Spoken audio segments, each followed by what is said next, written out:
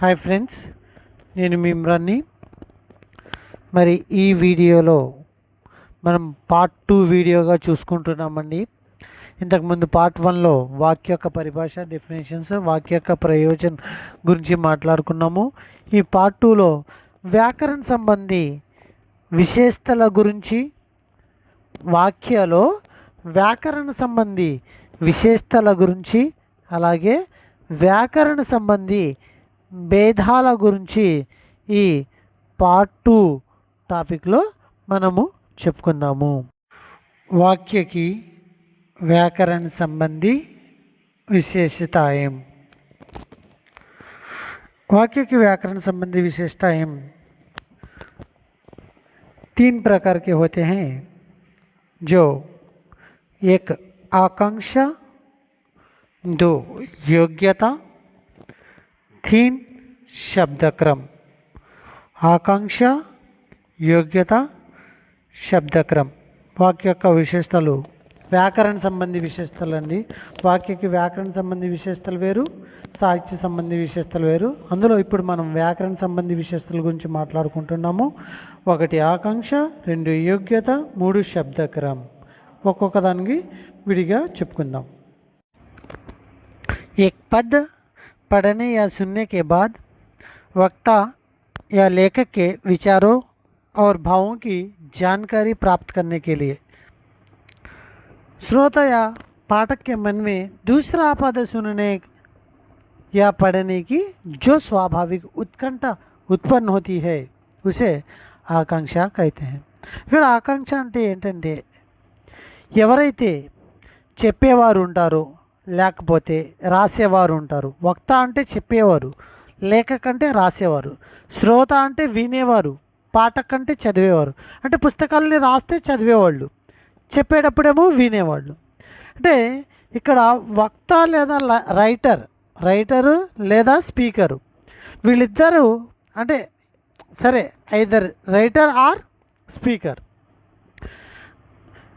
ఇతను ఒక వాక్యం చెప్పిన తర్వాత, ఒక పదం చెప్పిన తర్వాత ఆ తర్వాత ఏమొస్తుంది అని ఆ యొక్క ఉత్కంఠత వినేవాడిలో లేదా చదివేవాడిలో ఎప్పుడైతే ఆ ఉత్కంఠత, ఆ స్వాభావిక ఉత్కంఠత, అంటే నెక్స్ట్ ఏమొస్తుంది, నెక్స్ట్ ఏమి ఉంటుంది, నెక్స్ట్ పదం ఏంటి అనే ఆ భావన ఏదైతే ఉంటుందో అటువంటి పదాలను, అటువంటి భావనను ఆకాంక్ష అంటాము.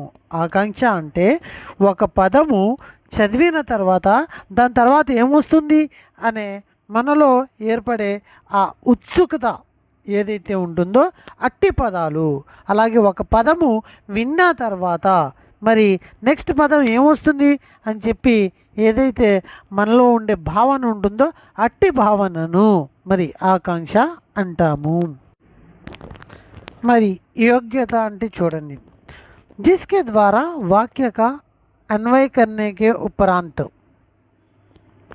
उसके अर्थ बोध में किसी प्रकार की बाधा उपस्थिति ना हो. చూడండి, ఏ పదాలనైతే మనము అన్వయించి, ఏ పదాల యొక్క సహాయంతో అయితే మనము చెప్తామో, చెప్పిన తర్వాత ఆ పదాల యొక్క భావము డైరెక్ట్గా చదివేవారికి లేదా వినేవారికి డైరెక్ట్గా వారి యొక్క హృదయాలకి అందినట్టుగా ఉండాలి.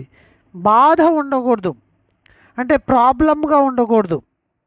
మరి ప్రాబ్లంగా లేకుండా ఏదైతే బాధారాహిత్యంగా పదాలని మనం వాడతామో అప్పుడు ఆ పదాలకి యోగ్యత అనే గుణము ఉన్నట్టు. ఇవన్నీ కూడా గుణాలండి, వాక్య సంబంధి గుణాలు. అర్థమైందండి? సో వాక్య సంబంధి ఏవైతే గుణాలు ఉన్నాయో, విశేషతలు ఉన్నాయో వాటికి మరి ఇక్కడ మనం చెప్పుకుంటున్నాము వ్యాకరణానికి సంబంధించిన పదాలన్నమాట. వ్యాకరణానికి సంబంధించిన గుణాలు, భేదాలు, రకాలు, టైప్స్. ఆకాంక్ష అంటే ఒక పదం చెప్పిన తర్వాత రెండో పదం ఏంటి. ఫర్ ఎగ్జాంపుల్ చూడండి, రామ్ మధుర అని చెప్పి ఆపాను, తర్వాత ఏంటి అనేదే ఆకాంక్ష అంటే.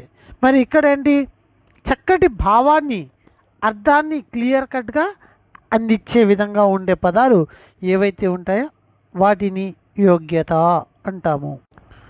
ఫ్రెండ్స్, వీటికి ఎగ్జాంపుల్స్ కూడా మనకి టెక్స్ట్ బుక్లో దొరుకుతాయి. ఇవి డెఫినేషన్స్ చక్కగా చెప్పడం అనేది జరుగుతుంది.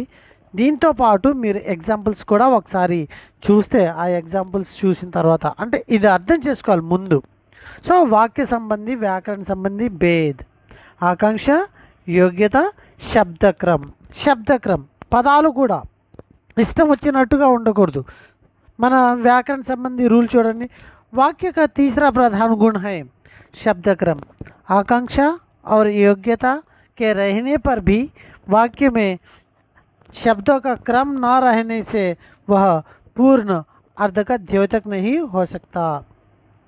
ఒకవేళ వాక్యానికి సంబంధించి ఆకాంక్ష, యోగ్యత ఉన్నప్పటికీను శబ్దక్రమం అనేది పాటించకపోతే అప్పటికి మనకి వాక్యాలు అనేవి, పదాలు అనేవి अर्थम कादू। కాబట్టి शब्दों का प्रयोग क्रमानुसार होने पर ही उचित अर्थ का बरोध किसी वाक्य से हो सकता है। सो మనము ఈ వ్యాకరణ సంబంధి భేద్లో ఆకాంక్ష, యోగ్యత, शब्दक्रम ఒక పదము బిట్టిలాగే అడుగుతాడు. एक पद सुनने के बाद दूसरा पद सुनने की उत्कंठा उत्पन्न करने वाली यह व्याकरण संबंधी शब्द का भेद है ఏంటండి? ఎస్, ఆకాంక్ష. అలాగే నెక్స్ట్ శబ్దక్రम గురించి. సో ఆకాంక్ష यदि एक शब्द में आकांक्षा और योग्यता रहने पर भी वह वक्ता को या श्रोता को उसके अर्थ लेने में बाधक है तो वह शब्द क्रम में नहीं है। ఈ రకంగా సో అక్కడ వాక్యాల సెంటెన్స్ల యొక్క మీనింగ్తో పాటు మనకి ఇంకా ఏం చూడాలి అంటే ఎగ్జాంపుల్స్ కూడా టెక్స్ట్ బుక్లో చూడండి ఫ్రెండ్స్. నెక్స్ట్ టాపిక్ వచ్చి వాక్యకి వ్యాకరణ సంబంధి భేద్. ఇందాక మనం విశేషతలు నేర్చుకున్నాం ఫ్రెండ్స్. వాక్యకి వ్యాకరణ సంబంధి విశేషతలు నేర్చుకున్నాము. ఇప్పుడు వ్యాకరణ సంబంధి భేదాలు. సో విశేషణ గుణాల్లో ఏమున్నాయండి? ఆకాంక్ష, యోగ్యత, శబ్దక్రమ్, ఈ మూడు. మరి విశేషతల్లో ఏమున్నాయి చూడండి. భేదులో ఏమున్నాయి? భేదులోకి వచ్చేసరికి सरल वाक्य, मिश्रित वाक्य, संयुक्त वाक्य. व्याकरण संबंधी भेद सरल वाक्य, मिश्रित वाक्य, संयुक्त वाक्य. सरल वाक्य అంటే ఏంటో చూద్దాం. जिस वाक्य में केवल एक ही क्रिया होती है वह पद समूह या वाक्य सरल वाक्य कहलाता है. ఏ వాక్యాలలో అయితే ఒకే ఒక పదం ఉంటుందో అంటే ఒకే ఒక క్రియ ఉంటుందో అట్టి వాక్యాలను సరళ వాక్యాలు అంటారు. కొన్ని వాక్యాలు స్వతంత్ర రూపంగా ఉంటాయి. స్వతంత్ర వాక్యాలు లైక్ హమ్ భారతవాసి హై, ఇది సరళ వాక్యమే. హిందుత్వకి రాష్ట్రీయత్వ హిందుత్వ హీ రాష్ట్రీయత్వ హై, ఇది సరళ వాక్య, స్వతంత్ర వాక్యమే. అలాగే నెక్స్ట్ రామ్ ఖేల్తా హై, ఒకే ఒక క్రియ. సో ఏ వాక్యాలైతే ఒకే ఒక క్రియని లేదా ఏ వాక్యాలైతే స్వతంత్ర రూపంలో ఉంటాయో అట్టి వాక్యాలను సరళ వాక్యం అంటాము. సో వాక్య సంబంధి విశేషతల్లో 3 నేర్చుకున్నాము. అవి ఏంటి? ఆకాంక్ష, యోగ్యత,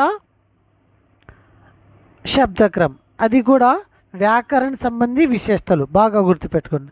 అలాగే వాక్య సంబంధి వ్యాకరణ సంబంధి భేద్లో సరళ వాక్య, మిశ్రిత వాక్య, సంయుక్త వాక్యలో సరళ వాక్య గురించి ఇక్కడ మనము నేర్చుకోవడం అనేది జరిగింది. మరి మిశ్రిత వాక్య చూడండి. మిశ్రిత वाक्य में एक मूल वाक्य के साथ एक या एक से अधिक और वाक्य जुड़े होते हैं. मूल वाक्य एक ముఖ్యమైన వాక్యంతో పాటు కొన్ని ఉపవాక్యాలు కలిసి ఉంటాయన్నమాట. అంటే వెనకాల వచ్చిన వాక్యము లేదా ముందున్న ముఖ్య వాక్యాన్ని బేస్ చేసుకుని వెనకాల కొన్ని ఉపవాక్యాలు వచ్చే విధానాన్ని మిశ్రిత వాక్య అంటాం. చూడండి, इस वाक्य में एक मूल वाक्य के साथ एक या एक से अधिक वाक्य जुड़े होते हैं. जैसे डॉक्टर जी के आते ही सभी स्वयं सेवक खड़े हो गए। उन्होंने देखा कि सभी स्वयं सेवकों के चेहरे पर मुस्कुराहट है। ఇక్కడ చూడండి, డాక్టర్ జీకి ఆతే హీ, డాక్టర్ గారు వచ్చిన పిమ్మట అక్కడ ఉన్న వర్కర్స్ అందరూ ఏమయ్యారు? అందరు నుంచున్నారు. ఆయన చూశారు. ఎవరు చూశారు? డాక్టర్ గారు చూశారు. ఏం చూశారు? అందరి ముఖాల మీద చక్కటి నవ్వు ఉంది అనే విషయాన్ని గమనించారు. సో ఇక్కడ వెనకాల వచ్చిన వాక్యాలు ఏవైతే ఉన్నాయో అవి డాక్టర్ జీ ఆతే హీ అనే వాక్యం పైన ఆధారపడి ఉన్నాయి. కాబట్టి ఇటువంటి వాక్యాలను మిశ్రిత వాక్య అంటాము. नेक्स्ट चूडंడి फ्रेंड्स, संयुक्त वाक्य। संयुक्त वाक्य वह वाक्य समूह जिसमें दो या दो से अधिक सरल या मिश्रित वाक्य संयोजन अवयव द्वारा जोड़े जाते हैं। संयोजक अवयव द्वारा అంటే కారక చిహ్నాల ద్వారాగా ఉపయోగించుకుని ఒక సరళ వాక్యం ఉండొచ్చు, మిశ్రిత వాక్యం. ప్రాయ ఇటువంటి వాక్యాలు లెంతీగా ఉంటాయి, పెద్దగా ఉంటాయి, ఒకదాని తర్వాత ఒకటి.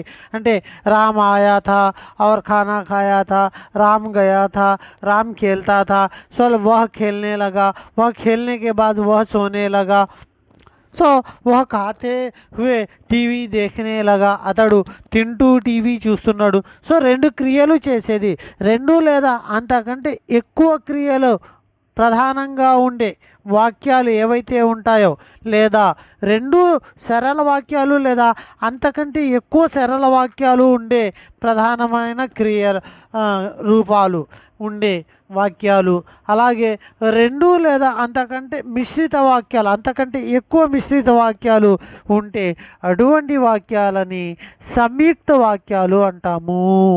ఫ్రెండ్స్, మరి ఫస్ట్ ఆఫ్ ఆల్ మనము వాక్య సంబంధి విశేషతలు నేర్చుకున్నాము. వ్యాకరణ సంబంధి వాక్యలో వ్యాకరణ సంబంధి విశేషతలు ఏంటవి? ఆకాంక్ష, యోగ్యత, శబ్దక్రమం. తర్వాత మరి వ్యాకరణ సంబంధి భేద్, వాక్యాన్ని బేస్ చేసుకుని వ్యాకరణ సంబంధి భేద్. ఆకాంక్ష, యోగ్యత, శబ్దక్రమం అనేవి గుణాలు, వాక్యకు సంబంధించిన వ్యాకరణ సంబంధి గుణాలు. మరి ఇక్కడ ఏంటి? సరళ, మిశ్రిత, సంయుక్త అనేవి భేదాలు. దేనికి సంబంధించిన భేదాలు? వాక్యలో వ్యాకరణ సంబంధించి భేదాలు. ఓకే ఫ్రెండ్స్, మరి బిట్స్ నేను ప్రాక్టీస్ బిట్స్ ఎలా ఉంటాయో అనేది కూడా నేను తర్వాత మళ్ళీ బిట్స్ పెడుతూనే ఉంటాను. ఒక 10 బిట్స్, 20 బిట్స్, 50 బిట్స్ తయారు చేసి టాపిక్ వైజ్గా నేను తర్వాత మళ్ళీ పెడుతూ ఉంటాను.